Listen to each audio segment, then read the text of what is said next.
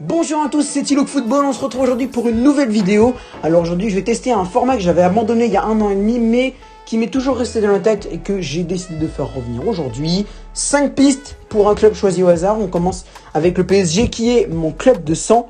Mais bien sûr, si vous avez vous aussi des pistes dans les commentaires ou des clubs, plutôt des pistes des clubs, même des pistes des joueurs que vous aimeriez bien voir dans le club que je viens de citer, le PSG, dites-moi dans les commentaires, je me ferai plaisir de vous répondre pour vous donner mon avis sur la piste que vous m'avez filée.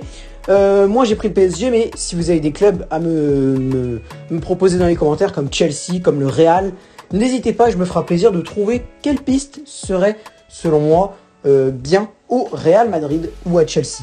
On commence bref avec le Paris Saint-Germain, 5 pistes, et ben c'est trouvé. C'est 5 joueurs que j'aurais vraiment bien aimé voir à Paris, ou que j'aimerais bien voir à Paris, parce que à mon avis, c'est pas impossible. À part peut-être un, pour moi, on sait pas. Dans les buts, Gianluigi Donnarumma, actuel gardien de l'AC Milan et jeune espoir de l'Italie. Gianluigi Donnarumma ferait franchement, selon moi, un office de très bon gardien, remplaçant, pourquoi pas, au moins dans l'optique où Navas partirait. Navas pour le moment garde très bien les cages de Paris, mais Keylor Navas a 33 ans, ce qui signifie que Navas partira forcément dans à peu près 1, 2 ou 3 ans maximum. Donc à ce moment-là, on aura sûrement besoin d'un gardien, et Donnarumma, qui est apparemment le nouveau Buffon de l'Italie, serait franchement intéressant à voir du côté de la capitale. Il a certes quelques défauts, il fait quelques boulettes, mais franchement Gigi Donnarumma peut vraiment être un très bon élément du côté de la capitale parisienne. Dites-moi ce que vous en pensez dans les commentaires pour Gianluigi Donnarumma du côté de Paris.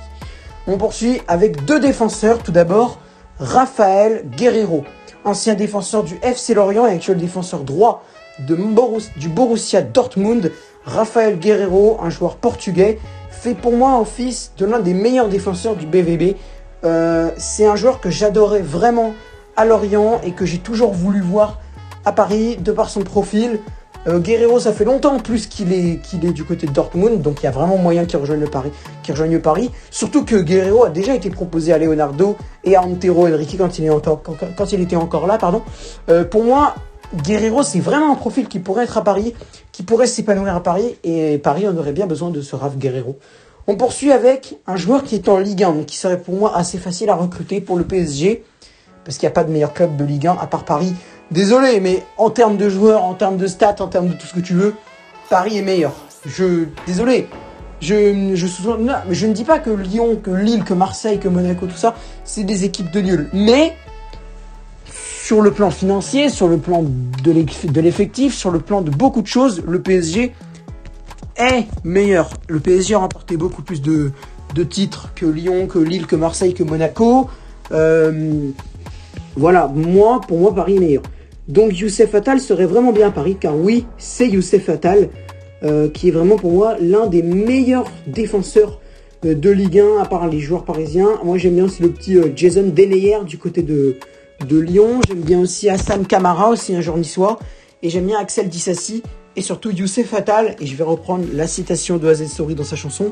Le type qui décale, c'est Youssef Attal. Ses dribbles, ses débordements sont fatals. Et c'est pour ça que je l'adore, ce Youssef Attal. Parce que ses débordements, il va hyper vite, il dribble bien, il marque beaucoup. Il y a 2 ans, il marquait vraiment il marquait beaucoup avec le GCN. Donc je me dis, Youssef Attal serait vraiment un très bon élément pour le PSG. Reste à voir si Nice le laissera partir. Il est en méforme, certes en ce moment. Ça fait 2 ans qu'il tergiverse un peu, mais pour moi, il pourrait très bien retrouver sa forme s'il change de club, s'il va à Paris notamment, ou même à Lyon. À Lyon, il aurait sa place largement, aux côtés de Denayer. Franchement, ça pourrait être un beau duo, Denayer-Attal. En tout cas, Youssef Attal, pour moi, à Paris, on aurait bien besoin. Il n'est pas vieux, franchement. Il doit avoir 25-26 ans, il me semble, je crois. Il n'est pas vieux, vraiment, Youssef Attal. Ça pourrait être un très bon joueur. Et je sais que ça ferait plaisir à AZ de voir un joueur algérien à Paris. En plus, même un international, car oui, Youssef Attal est un international qui a gagné la CAN 2019 avec les Fennecs. On poursuit avec le 4e joueur. J'aurai pas de milieu aujourd'hui et je passe directement à l'attaque. Lionel Messi. Je sais, je vise haut, je vise même très haut, mais selon moi, c'est le meilleur moment pour le recruter. Léo Messi n'a jamais, au grand jamais, oublier toute son histoire haineuse avec le FC Barcelone, le 8-2 pris contre le Bayern Munich, la démission de Quique Sétienne l'a peut-être fait du bien, l'arrivée de Ronald Koeman lui a peut-être fait du bien, mais le Barça était le week-end dernier 10e. Alors excusez-moi, mais Lionel Messi, actuel meilleur joueur du monde, à l'égalité avec Cristiano Ronaldo, être 10e d'un championnat, c'est pas du tout ce qu'il lui faut. Lionel Messi a besoin pour moi de changer d'air, même si lui il aimerait pas trop. Mais je me dis que là c'est le meilleur moment pour le recruter, parce qu'avant j'entendais plein de rumeurs sur Messi machin. Je me disais oh, mais il viendra jamais. Il viendra jamais. Possible, mais il viendra jamais. Il viendra jamais. Alors que là ça change tout. Barcelone va mal, Barcelone va très mal. Le club va peut-être être en faillite et Messi va devoir se trouver un autre club. Et pour moi Paris ça peut être un très bon élément. Surtout que Messi son contrat il arrive bientôt. Moi franchement je le vois peut-être prolonger. En fait moi mon avis est équilibré.